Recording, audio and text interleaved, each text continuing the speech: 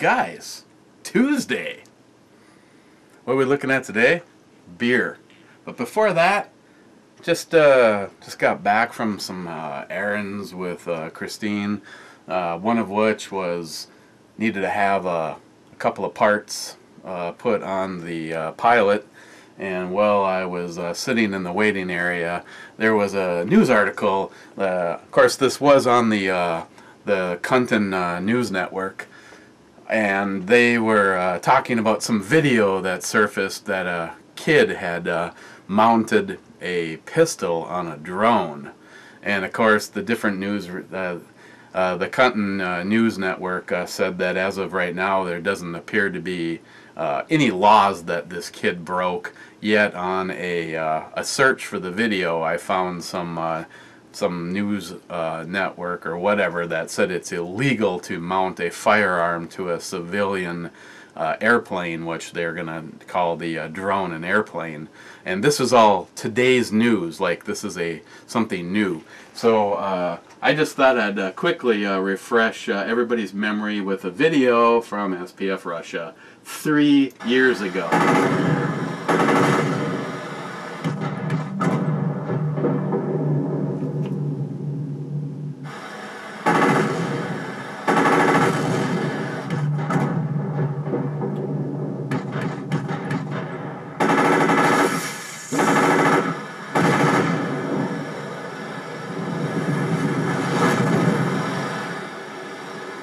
Zombie terrorists know how to have a good time.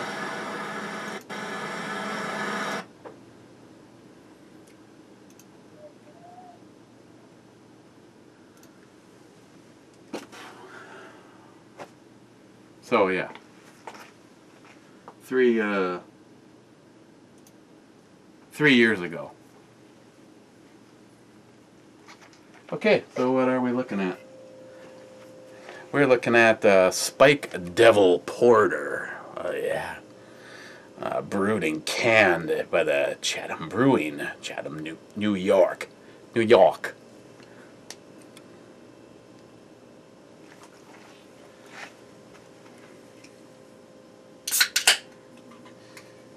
And I'm going to put it in the beaker. I'm going to stick it in a beaker. So a few days ago, the weather prediction up here was going to be hellfire and hotter than hell. Well, it has been warmer than normal, but the problem is there's been such a really nice breeze that it's actually been pretty damn nice. I understand that might be changing by the end of the week, but... And I would like to point out to all you guys that were very concerned about me, obviously not as much as Tardisius, that I did manage to live out the evening wearing the red shirt. I didn't wear it on today's mission, even though it would have been really nice to disappear from that right away. Overall, it was okay. There was no house washing or lawn mowing done, and the other projects turned out to be a lot worse than planned. But you know, when you're dealing with a house that should have been bulldozed in the first place, oh well. Let's see. Dark in color. Again, this is another porter. Did a porter yesterday, so we're going to see how it stacks up against this one. The last one was from New Belgium, Portage Porter. And no, my boat doesn't look really anything like the one on the bottle.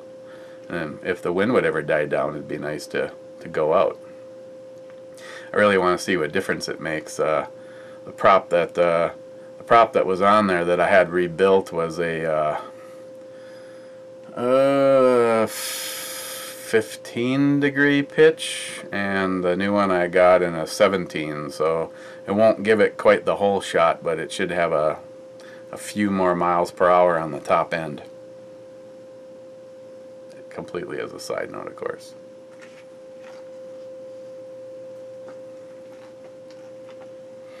So it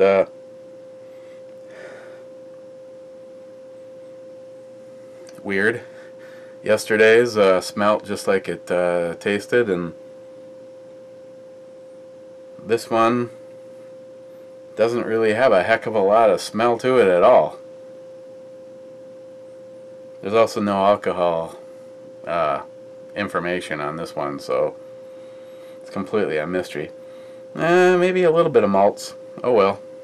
Doesn't really matter, because I don't get my fun from smelling my beer. I get it from drinking it. Y'all.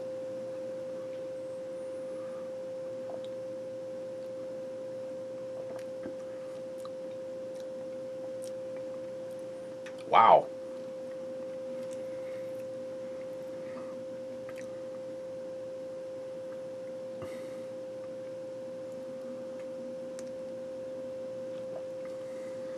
Okay. Wow.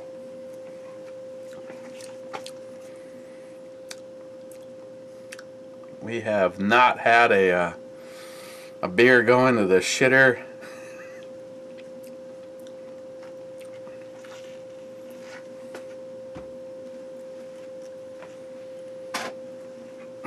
the Travis provided shitter. We haven't had a beer go into the shitter in a long time. I am wow, compared to the other one from Chatham, which was pretty good, this one is in a toilet. I'm not gonna finish it right now. New York half-ass prepper's going, "You pussy, that was actually pretty good." Wow, it has a sour initial taste that is almost like some kind of a dare like to drink kind of thing.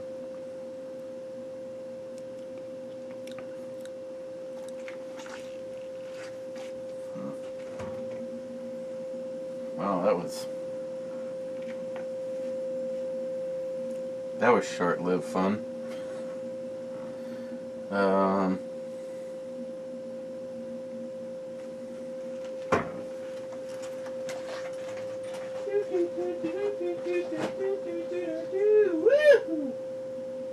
and I got another one of those too.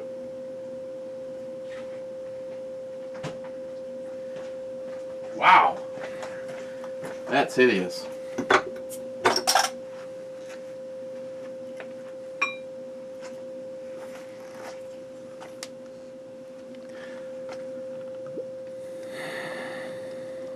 Beer fail. Yeah, I can't drink that. That sour initial taste that you get is nasty.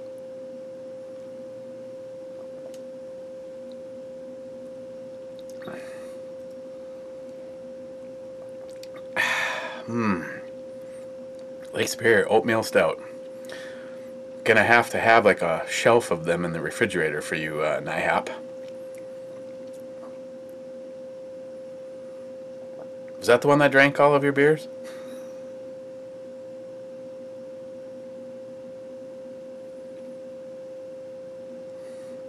Okay, well, needless to say, on the E scale, I guess I am going with a solid 0 on Spike Devil Porter. I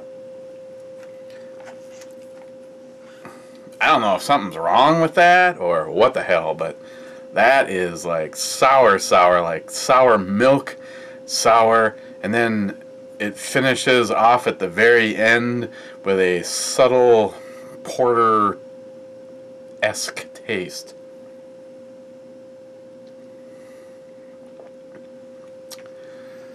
Okay, what else can we talk about? I don't know. Appreciate all the positive feedback and comments, except for Chuck, because Chuck's a dick, on the bipod one. I just figured since I had a few different versions of it, I'd talk about it, and yeah, you know, and to be totally honest, if you do a search under bipods, you the $300 range is nowhere even near where you can end on it. I actually found, and they don't presently sell it anymore, it was like the Bro Pro. It almost sounds like some brother industry thing. They have a bipod, and the thing was like I went and looked up the website, and it was like $458 for the thing, and it's like the Atlas still kicks its ass, but I just the way everything from the handguard, just everything about the JP, the Atlas just is the one that looks right on it, and it's going to work for what I want it to do. I should have got that one in the first place. Probably be giving the GG&G to a good friend of mine. It didn't look bad on Sam's rifle, but honestly, when it comes to it, the bottom line is like I said in the video, and I'll always honestly, even if it hurts, like say admitting, the Glock video, I'll always be, honest in a video. Just first of all, it is what it is. I got into this to make friends and being able to get a hold of some different companies' products and interact with some companies. Dealt with some pretty top-notch companies out there. I mean, I hate to even start naming names and then forget to mention somebody, but Huber Concepts, for instance. I mean, when someone like John Huber gets in the car and just wants to come up here and do breakfast and hang out, and if the weather's nice, go shooting, or just that kind of shit. To have, and unfortunately, Ben at Optics Planet isn't with him anymore after the cancer surgery. Having Ben from Optics Planet just call me up, just check on me, see how I'm doing, along with Matt at ATI. Some of these guys are just awesome companies, to deal with. But, like in the case of the bipods, though, yeah, I wasn't going to be putting a Blackhawk or something like even a Harris on the JP. I mean, that's, if you guys have any idea what a JP Enterprise rifle costs to have built, a $300 bipod at that point in time is honestly nothing. And since how I had the opportunity to do something like that, I just wanted it to be over the top. And I have to say, I love that. I love the Atlas. I like how it works. Everything from, unfortunately, I'm not about to buy another $50 insert for my case. I could do like I did with the Mosin and actually carve the foam inside to accommodate leaving the bipod on it all the time. But being how I have the case of I should do a video showing that, to each its own, how you want to carry your stuff. But the JP's in a hard case, Pelican 1750, and I've got that set up so that I can literally grab that, and it could be the only thing I walk out the door with, because in that case is a cleaning kit and ammo and the rifle, and the bipod comes off and is stored in a different location. And unfortunately, it's been cut to make a snug fit for the GG&G, and the Atlas is a little bit smaller and a little bit different configuration. And I think that's the part that I don't like the most about the GG&G, is how it has that step as it goes forward, where the Atlas is all linear and shit. But yeah, it's always nice to do a video and just kind of my thoughts. I think I've made this comment before. Of course, that's why this channel exists, just to have fun and say, speak my mind all the time, regardless if I give a shit if I'm going to get in trouble or not, because I really don't care. But over at the ebomey channel, it's just been so busy with life and everything going on that it's harder and harder to just sit down, and that's why it's nice to, if I find out that one of my friends is doing some kind of a giveaway or need something I can do as a support video. It's nice to be able to do something and do more of the goof off stuff, which I'm good at that.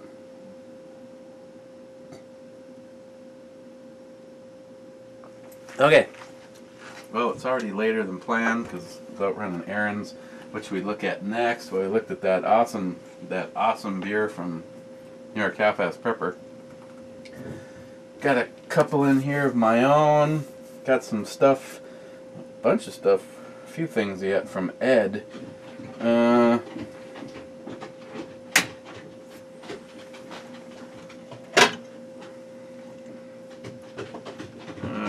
Because it sounds funny. Why don't we look at the Left Hand Brewing 400-pound monkey? Let's take a look at that tomorrow. Let's see what do they say about their stuff. It's an English style IPA with an earthy herbal hoppy notes, well balanced and bready. Like it already. Enjoy between 40 and 50 degrees Fahrenheit in a pub glass. I'm sure on here they must have the alcohol percentage. Yet I'm not seeing it. Okay, well, I'll look better, and if not, then I guess we have to again play the guessing game. You know, they tell you all their information, but it's got to be here. It's got to be missing it. Yet I'm not seeing it. So let's do this tomorrow. See what's tomorrow. Well, tomorrow's wetness day. Don't want to grab the wrong glass. Okay, guys. Cheers. And one final note: if you're a fan of Pete over at the Armory channel, or you're not, he just did a He just did a review. A company, Ammo Audio, I think is probably the name of it. But he just got a. Of course, I've been hearing about it for a couple of days now. Really seems to like the thing. They basically take a Bluetooth speaker. You know, I've got Samantha got me a Harman Kardon. Thing is absolutely awesome sounding, but it doesn't have the badass factor that Pete's does. Took a 50 cal ammo can and incorporated the battery, the electronics, and the speakers and everything right into the can. Pretty damn cool. A little on the pricey side. $378 if you're interested in it. It is pretty cool as far as the man cave badassery kind of thing goes. So you should go check out that video. Don't tell them I sent you though.